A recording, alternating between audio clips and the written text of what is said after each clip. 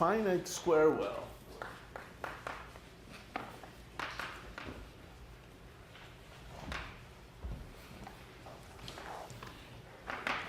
So this brings us also a little comment aside. It is the beginning. These solutions, so far we could find every solution. We're not going to write, now we're going to write the equations for the finite square well, and we're not going to be able to find the solution. But we're going to understand the solution. So you're going to enjoy a little, mathematicians usually say it's the most important thing. Understanding the solution, finding it, that's no big deal. But we're physicists as well, so we sometimes have to find the solutions. Even if we understand them very well, it's nice to find them. And then you're going to use numerical methods. And this is the part of the course where you're going to be using numerical methods a lot. Here is the finite square well. And now we draw it symmetrically. Here it is. Here is x. We're drawing the potential, v of x. It extends from a to minus a. It's 0. This is the 0 of the potential. It's here. And it goes down. The potential is negative here. Its value is minus v naught with v naught positive. And then a possible energy for a bound state. We're going to look for bound states.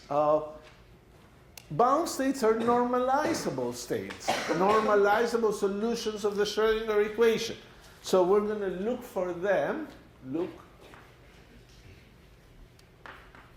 for bound states, and they have energy less than 0. So something that has energy less than 0 is bound. You would have to give it some energy to put it in 0 energy, and the particle could escape. The other thing about the bound state is that it will be some probability to find it here, very little probability to find it in the forbidden region. And this energy, which is negative, it's somewhere here. We don't know what are the possible energies, but we will assume there's some energy that is negative that is there, and that's the energy of the solution. Let me write the equation again. The equation is psi double prime is minus 2m over h bar squared e minus v of x times psi. This is the Schrödinger equation. You recognize it if you multiply h squared here, 2m there. And we've been solving already 2 examples where there was no potential, but finally there is a potential. So this is the energy of the particle. The energy of the particle can be interpreted as the potential energy plus the kinetic energy. Think intuitively here. If you have some energy over here, this is the potential energy. Well, all this much is kinetic energy. On the other hand, in this region, the energy is smaller than the potential energy. So it has like negative kinetic energy, which is classically not understandable. And in quantum mechanics, it just will have some probability of being here, but that probability will go down and eventually go to 0 in such a way that the wave function is normalizable. So this is a very mysterious thing that happens here, that the wave function will not be just over here, but it will leak. And it leaks because there's a finite discontinuity. If you take the barrier to be infinitely high, it would leak so little that eventually it would not leak, the wave function would vanish there and will be the end of the story, and you're back to the infinite square well. So the infinite square well is a limit of this as V naught goes to minus infinity. Okay, so a few numbers we can put in this graph. E and this, what is the energy difference here? Is E minus V naught, which is V naught plus E. And many times, because E is negative, we write it as V naught minus absolute value of E. A negative number is equal to minus its absolute value. So how about this whole constant here? Well, I slipped, my tongue slipped, and I said this constant, but it's V of x. So what do you mean a constant? Well, the potential is piecewise constant, so actually we are not in such difficult situation because in this region the potential is a constant, in this region the potential is a constant. So this is the constant here, and we wish to understand what it is and what are the signs of this constant. This constant that we call alpha, say, is going to be, let's see what it is in the different circumstances. Suppose you're here. The energy is bigger than the potential. So energy minus the potential is positive, and the constant is negative. So alpha is negative for x less than a. If it's negative and it's a constant, you're going to have trigonometric solutions for x absolute value less than a. So trig.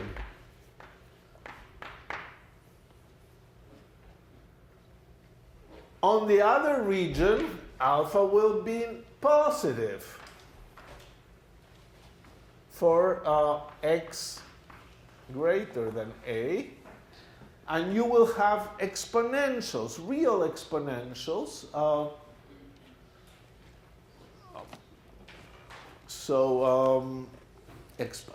just write exponentials. So e to the minus 3x, e to the 5x, things like that. This is the difference between trigonometric and real exponential solutions, depending on the signs. So we're going to have to impose boundary conditions as well, because we're going to solve the equation here inside with one value of alpha, and then outside with another value of alpha, and then we're going to match them. So that's how this will go. Now, in this process, somehow the energy will be fixed to some values, some allowed values. There's a counting we could do to understand that, and we'll probably do it next time. At this moment, we'll just proceed. But we imagine there must be a quantization because in the limit, as V naught goes to infinity and the potential well becomes infinitely deep, you're back to the infinite square well that has quantized energies that we calculated. So that should be quantized and should be no problem. Okay, ready to do some work? Yes? So when alpha is 0 and you get polynomial solutions, does that phase not matter? When alpha is 0, well, alpha is going to be never 0. You see, either E is less than the potential or is bigger than the potential. So you're not going to get alpha equals 0. You could say, do we have some energy maybe here or here? Well, you could have those energies, in which case you will see what happens. It's not quite polynomial solutions. You cannot. There's one property about potentials that actually is in the homework of due this week is that there cannot be solutions of the Schrödinger equation with less energy than the minimum of the potential. You have to have more energy than the minimum of the potential. So alpha equal to 0 is not going to show up in our analysis. Okay, so let's begin. Moreover, we have to use this result. The potential is symmetric, completely symmetric. So there are going to be even solutions and odd solutions. So let's consider the even solutions.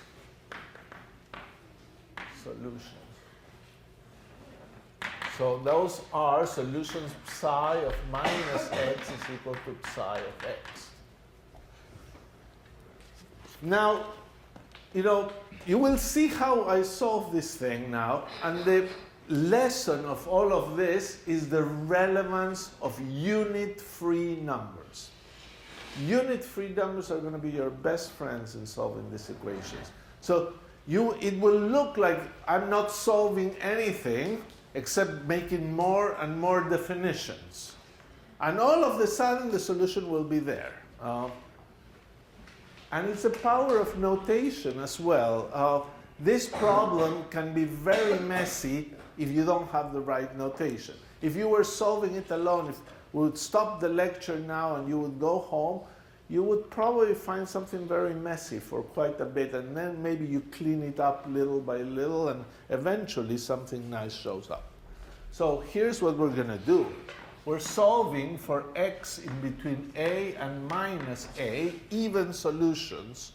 So what does the equation look like? The second psi dx squared is minus 2m over h squared e minus v of x. In that region, the potential is minus v naught. So this is minus 2m over h squared, v naught plus e, which I write as minus absolute value of e, psi. And I forgot a psi here. Okay. V naught is positive. Minus V naught is the point down. And V naught minus the absolute value of E is positive. So this whole quantity over here is positive. And here it comes, first definition. I will define k squared to be that quantity. 2m over h squared v naught minus absolute value of E. And that's greater than 0 in this region as we're trying to solve, and I'll call this equation 1. And the differential equation has become psi double prime is minus k psi. So the solutions are simple. It's trigonometrics, as we said. And the only solution, k squared, k squared, and the only solution that is possible, because it's a symmetric thing, is cosine of kx. So psi of x is going to be cosine of kx, and that will hold from a to minus a.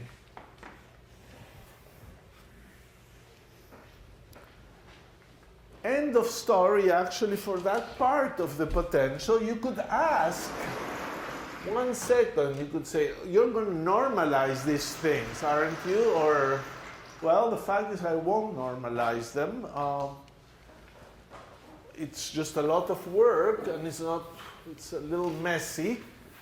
But that's no problem. You see, you're finding energy eigenstates. And by definition, solving the differential equation is not going to give you a normalization. So this is a good solution of the differential equation. And let's leave it at that. This we'll call solution 2. How about the region x greater than a?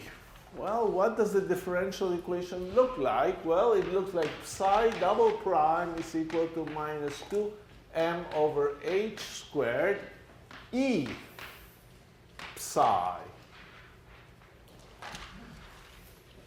Because the potential is 0. V is 0 outside x equals a. And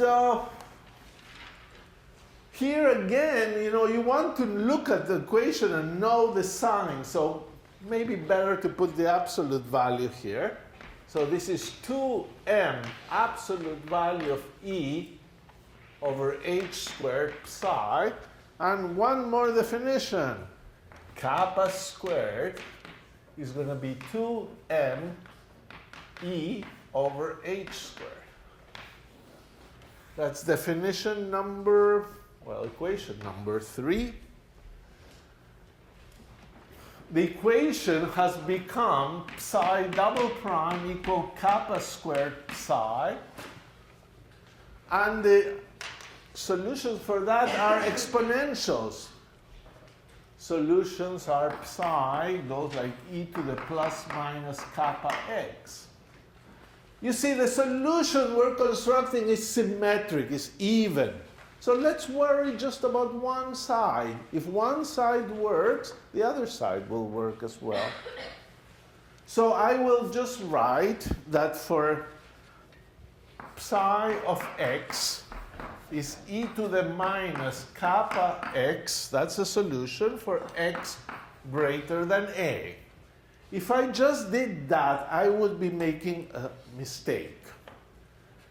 And the reason is that, yes, I don't care about the normalization of the wave function, but by not putting a number here, I'm selecting some particular normalization. The wave function must be continuous and satisfy all these nice things. So, yes, here I can maybe not put a constant, but here already I must put a constant. It may be needed to match the boundary conditions. I cannot ignore it here. So I must put a constant a that I don't know. And that's going to be equation number 4.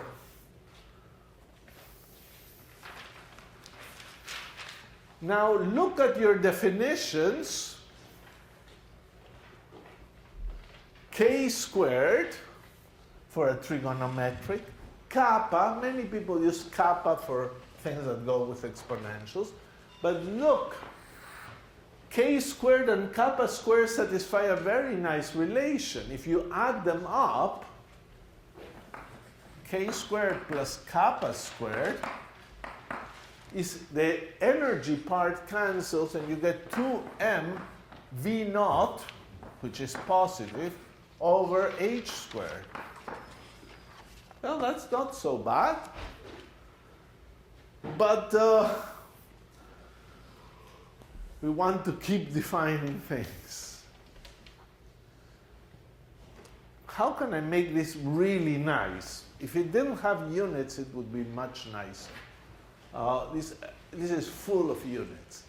K times a length has no units, and kappa times a length has no units. So multiply by a squared, and you have kappa k squared a squared plus kappa squared a squared is equal to m v naught a squared over h squared.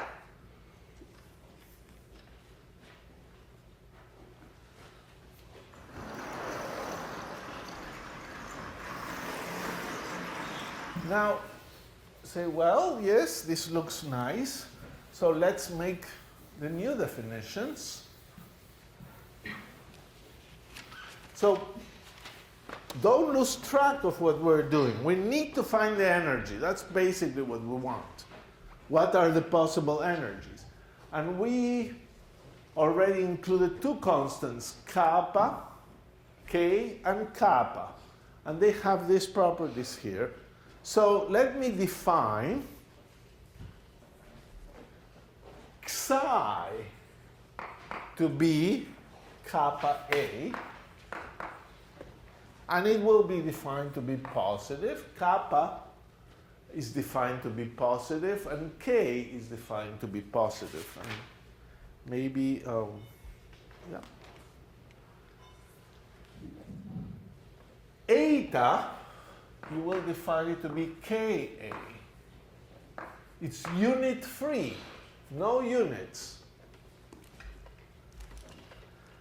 And from that equation, now we have xi squared, no, eta squared plus xi squared is equal to the right-hand side, which I will call z naught squared. So z naught squared, it's another definition, is 2mv naught a squared over h squared. This is the list of your definitions. Okay, what did we do? We traded kappa and k that control the behavior of the wave function, k inside the well, kappa outside the well. We traded them for eta and xi, unit free. And a new constant came up, z naught. What is z naught?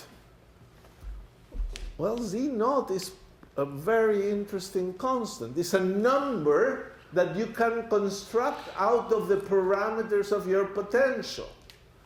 It involves v naught and the width. If v naught is very large, z naught is large. If the width is very big, z naught is big. If the potential is shallow or very narrow, z naught is small. But the most important thing about z naught is that it will give you the number of bound states. If z naught is very big, it's a very deep potential, will have lots of bound states. If z naught is very shallow, there will be one bound state, no more. You will see it today. But z naught controls the number of bound states, and this is its role and will be very important. This is a dimensionless quantity, it's a number.